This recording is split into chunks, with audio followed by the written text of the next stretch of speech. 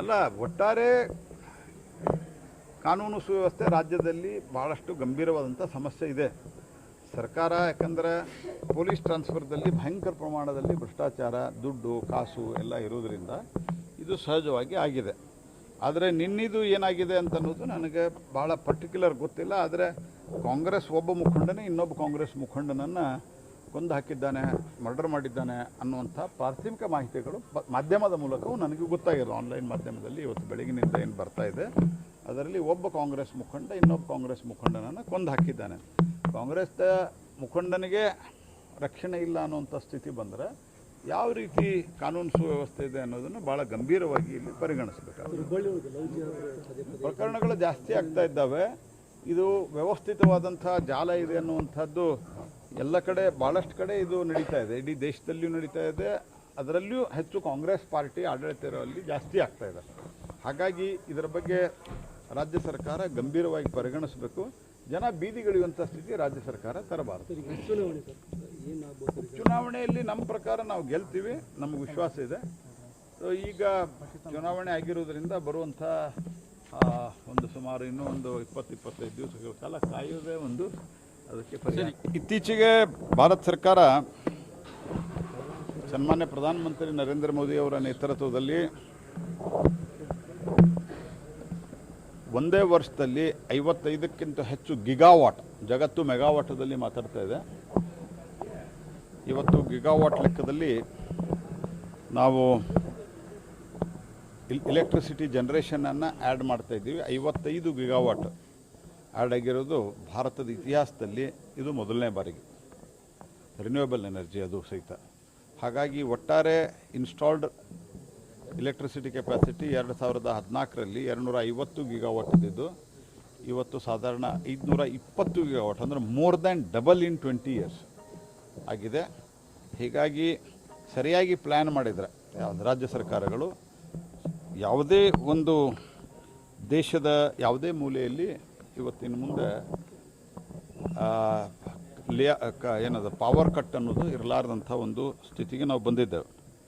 44 ಗಿಗಾವಾಟು solar, 6.5 gigawatt wind ಒಂದೇ ವರ್ಷದಲ್ಲಿ within 12 months, ಮತ್ತು ಉಳಿದ ಬೇರೆ ಬೇರೆ ರಿನ್ಯೂಯಬಲ್ ಎನರ್ಜಿ, ಬಯೋ ಎನರ್ಜಿ, ಈ ರೀತಿ ಕಾಂಪ್ರೆಸ್ಡ್ ಬಯೋ ಎನರ್ಜಿ, ಈ ರೀತಿ ಎಲ್ಲ ಸಂಗತಿಗಳಾಗಿ ಜಾಗತಿಕ ಮಟ್ಟದಲ್ಲಿ ಇಂಥ ಎಲ್ಲ ಸಮಸ್ಯೆಗಳಿದ್ದಾಗೂ ಸಹಿತ ಭಾರತದ ಎನರ್ಜಿ ಇವತ್ತು ಸೆಕ್ಯೂರ್ಡ್ ಇದೆ. ಉದಾಹರಣೆಗೆ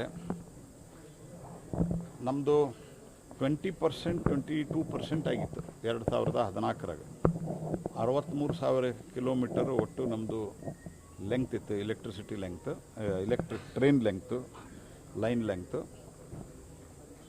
ಅದು ಈಗ 1,05,000 ಕಿಲೋಮೀಟರ್ ಆಗಿದೆ. 1,05,000 ಕಿಲೋಮೀಟರ್ ಆಲ್ಮೋಸ್ಟ್ ಇವತ್ತು ಎಲೆಕ್ಟ್ರಿಫಿಕೇಷನ್ ಆಗಿದೆ. ಹಾಗಾಗಿ ಸಿಕ್ಕಾಪಟ್ಟೆ ನಾವೇನು ಡೀಸೆಲ್ ಉಪಯೋಗ ಮಾಡ್ತಿದ್ದಲ್ಲ ಅದೆಲ್ಲ ಕಮ್ಮಿ ಆಗ್ಯದ.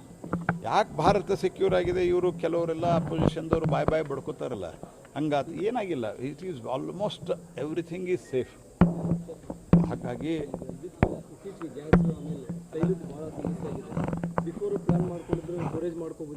ಅಲ್ಲ, ಮೊದಲೇದ್ದು ತೈಲದ ಸಮಸ್ಯೆ ನಿಮ್ಗೆ ಯಾರಿಗಾರಾಗ್ಯದನ್ನು ಹೇಳ್ರಿ, ಜನ ಇದ್ದಿರಲ್ಲ. ನಿಮ್ಮ ಪೆಟ್ರೋಲ್ ಸಿಕ್ಕಿಲ್ಲ ಏನ್ರಿಪ್ಪ? ಸಿಕ್ಕತ್ತಿಲ್ಲ, ಡೀಸೆಲ್ ಸಿಕ್ಕತ್ತಿಲ್ಲ, ಆಮೇಲಿಂದ ಯಾರಿಗೆ ಬೇಕಂದ್ರೆ ಸೀಮೆ ಎಣ್ಣೆ ಸಿಕ್ಕತ್ತಿಲ್ಲ. ನಿಮಗೆ ಸಿಕ್ಕಿಲ್ಲ ಅಂದ್ರೆ ಫಸ್ಟ್ ನೀವು ಹೇಳ್ರಿ, ಆಮೇಲೆ ಅವರು ಕಾಂಗ್ರೆಸ್ದವ್ರು ನೀವೇ ಕೇಳ್ರಲ್ಲ. LPG, ಮನಿ LPGಗೆ ಏನೂ ಸಮಸ್ಯೆ ಇಲ್ಲ, ಎಲ್ಲೂ ಕೂಡ 1% ಸಮಸ್ಯೆ ಇಲ್ಲ.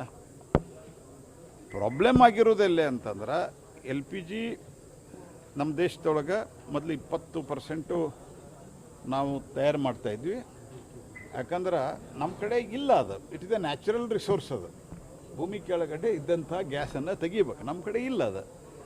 ಅದಕ್ಕೆ ನಾವು ಈಗೇನು ಮಾಡಿದ್ದೀವಿ ಅಂತಂದ್ರೆ ಕ್ರೂಡ್ ಆಯಿಲ್ ಮುಖಾಂತರ ಏನು ನಾವು ರಿಫೈನರಿ ಮಾಡಿದಾಗ ಗ್ಯಾಸ್ ಉತ್ಪನ್ನ ಆಗ್ತದೆ. ಆ ಗ್ಯಾಸಿನ ಪ್ರಮಾಣ ಜಗತ್ತಿನ ಬೇರೆ ದೇಶದಿಂದ ಬರ್ತಾ ಇದ್ದಿದ್ದರಿಂದ ನಮ್ಮ dependency, import dependency more than 50-60% ಇದ್ದಿದ್ದರಿಂದ ನಾವು ಏನು ಮಾಡ್ತಾಯಿದ್ವಿ, ಅದನ್ನು ತರಿಸ್ತಾ ಇದ್ವಿ. ಇಲ್ಲಿನ ಕ್ರೂಡ್ ಆಯಿಲ್ ಮೂಲಕ ನಾವು ಪೆಟ್ರೋಲು, ಡೀಸೆಲು, ಬೇರೆ ಬೇರೆ ಪೆಟ್ರೋಲಿಯಂ ಪ್ರಾಡಕ್ಟ್ಗಳು, ಅಂದರೆ ಈಗ ನಿಮ್ಮದು ಡಾಂಬರು ಇತ್ಯಾದಿ ಏನಿದೆಲ್ಲ ಅದೆಲ್ಲ ಮಾಡ್ತಾಯಿದ್ವಿ, ಕೆರೋಸಿನ್ನು.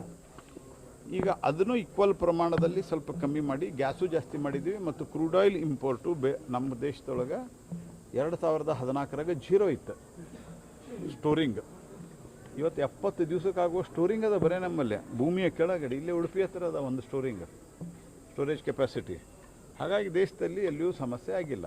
ಮತ್ತಷ್ಟು ಸ್ಟೋರೇಜ್ ನಡೀತಾ ಇದೆ. ಮೊದಲು ಏನೂ ಇರಲಿಲ್ಲ, ಜೀರೋ ಇತ್ತು. 2014 ತನಕನೂ ಸರ್ಕಾರ ಇತ್ತು. 2014 ಮೊದಲೂ ಸೂರ್ಯ ಇದ್ದ. 2014 ಮೊದಲು ಗಾಳಿ ಇತ್ತು, ಪವನ ವಿದ್ಯುತ್ ಕಮ್ಮಿ ಇತ್ತು.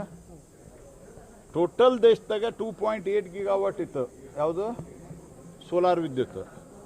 ಇವತ್ತು 150 ಗಿಗಾವಾಟ್ ಆಗಿದೆ. ಇದರ ಅರ್ಥ ಏನು? ಅಷ್ಟೆಲ್ಲ ನಮ್ಗೆ ರಿಪ್ಲೇಸ್ ಆಗಿ, ಇದರ ಜೊತೆಗೆ ನಾವು ಮೊದಲೇ ಸ್ಟೋರೇಜ್ ಮಾಡಿದ್ರಿಂದ ರಿಫೈನಿಂಗ್ ಕೆಪಾಸಿಟಿ ಡಬಲ್ ಆಗ್ಯದ. ಆಟೋ ರಿಕ್ಷಾದವರಿಗೆ ಎಲ್ಲ ಪ್ರಾಬ್ಲಮ್ ಆಗ್ಯದ ಅಂತಂದ್ರೆ, ನಮ್ಮ ರಾಜ್ಯದಲ್ಲಿ 372 ಔಟ್ಲೆಟ್ಗಳಿದ್ದಾವೆ. 372 ಔಟ್ಲೆಟ್ಗಳ ಪೈಕಿ ಆಟೋ LPG ಔಟ್ಲೆಟ್, ಅದರಲ್ಲಿ 300 ಔಟ್ಲೆಟ್ಗಳು ಅವು ಪ್ರೈವೇಟ್ ಇದ್ದಾವೆ. 72 ಔಟ್ಲೆಟ್ಟು ನಮ್ದಿದ್ದಾವೆ. ಆ 72 ಔಟ್ಲೆಟ್ನಲ್ಲಿ ಸ್ಟಾಕಿಗೂ ಸಮಸ್ಯೆ ಇಲ್ಲ, ರೇಟ್ಗೂ ಸಮಸ್ಯೆ ಇಲ್ಲ. ಆದರೆ 300 ಉಳಿದದ್ದೇನವಲ್ಲ, ಆ 300ರಲ್ಲಿ ಇರುವಂಥ ಏಕೈಕ ಸಮಸ್ಯೆ ಅಂತಂದ್ರೆ ಅವ್ರದ್ದು ರೇಟ್ ಜಾಸ್ತಿ ಆಗಿರೋದು. ಅವ್ರು ರೇಟ್ ಜಾಸ್ತಿ ಮಾಡಿದ್ದಾರೆ. ನಾವು ನಮ್ಮ ಎಕಾನಮಿ, ನಮ್ಮ ಬೇಸಿಕ್ ಎಕಾನಮಿ ಚೆನ್ನಾಗಿರೋದ್ರಿಂದ ನಾವು ರೇಟ್ ಜಾಸ್ತಿ ಮಾಡಿಲ್ಲ, ಮತ್ತು ಸ್ಟಾಕು ಇದೆ. ಅವ್ರ ಕಡೆನೂ ಸ್ಟಾಕ್ ಇದೆ, ಆದರೆ ಅವ್ರು ರೇಟ್ ಜಾಸ್ತಿ ಮಾಡ್ತಾರೆ. ಅದಕ್ಕೆ ನಾನು ನಿನ್ನೆ ಜಿಲ್ಲಾಧಿಕಾರಿಗಳ ಜೊತೆಗೆ ಸಭೆ ಮಾಡಿ ಅವ್ರು ಏನು ರೇಟ್ ಅನ್ನೋದು ಡಿಸ್ಪ್ಲೇ ಮಾಡಬೇಕು. ಹಾಗಾಗಿ ಯಾವುದೇ ನಮ್ಮ OMC oil marketing company Bharat ಸರ್ಕಾರದಿಂದ, ಆ ಕಂಪ್ನಿಗಳು IOCL, BPCL, HPC ಎಲ್ಲ ಔಟ್ಲೆಟ್ ಅವ, ಅಲ್ಲಿ ಎಲ್ಲಿಯೂ ಸಮಸ್ಯೆ ಇಲ್ಲ. ಮೂರನೇದಾಗಿ ವುಮನ್ ರಿಸರ್ವೇಷನ್ ಬಿಲ್ಗಾಗಿ ವಿಶೇಷ ಅಧಿವೇಶನ ನಡೀತಾ ಇದೆ.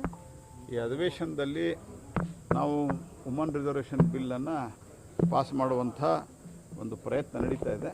ಹಿಂದನೂ ಸಹಿತ ಅಪೋಸಿಷನ್ ಪಾರ್ಟಿಗಳು ಇನ್ಕ್ಲೂಡಿಂಗ್ ಕಾಂಗ್ರೆಸ್ ಪಾರ್ಟಿ ಇದಕ್ಕೆ ಬೆಂಬಲವನ್ನು ಕೊಟ್ಟಾರೆ. ಈ ಸರ್ತಿನೂ ಕೊಡ್ತಾರೆ ಅನ್ನುವಂಥ ಆಶಾಭಾವನೆಯನ್ನು ಹೊಂದಿದೆ. ನೋಡ್ರಿ, ಈಗ ಅದ್ರ ಬಗ್ಗೆ ನಾನು ಜಾಸ್ತಿ ಹೇಳಲಿಕ್ಕೆ ಬಯಸೋದಿಲ್ಲ. ಆದರೆ ಅಲ್ಲಿ ಏನೇನು ಆಗ್ತಾ ಇದೆ, ಮತ್ತು ಇವರೇನು ಮೋದಿಯವ್ರನ್ನ, ಕಾಂಗ್ರೆಸ್ ಪಾರ್ಟಿಯ ಸ್ಥಿತಿ ಹೆಂಗಾಗಿದೆ ಅಂತಂದ್ರೆ, ಮೋದಿ ಸಾಹೇಬರಿಗೆ ವಿರೋಧ ಮಾಡಬೇಕು, ಮೋದಿಯವರಿಗೆ ವಿರೋಧ ಮಾಡಬೇಕು ಅನ್ನುವಂಥ ಬರದಾಗ ಭಾರತವನ್ನು ವಿರೋಧ ಮಾಡ್ತಾ ಇದ್ದಾರೆ. ಪಾಕಿಸ್ತಾನದ ಪಾತ್ರ ಏನದ ಎಲ್ಲ ಓದ್ತಾ ಇದ್ದಾರೆ. ಈಗ ಅಲ್ಲಿ ಸ್ಥಿತಿ ಏನಾಗಿದೆ ಎಲ್ಲವೂ ಓದ್ತಾ ಇದ್ದಾರೆ. ಹಾಗಾಗಿ ಇವತ್ತಿನ ಒಟ್ಟಾರೆ ರಾಜಕಾರಣದ ಹಿನ್ನೆಲೆ ಅದಕ್ಕೆ ಸಂಬಂಧಿಸಿದಂತೆ ನಮ್ಮ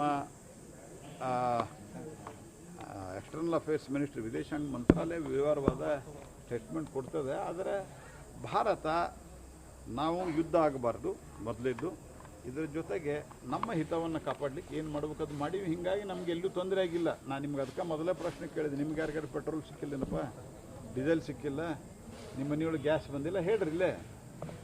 ಇದೆಲ್ಲ ಯಾಕೆ ಸರಿಯಾಗಿದೆ ಅಂದರೆ ಭಾರತದ ದಿಕ್ಕು, ದಶೆ ಮತ್ತು ನೇತೃತ್ವ ಸರಿ ಇದೆ ಅನ್ನೋದು.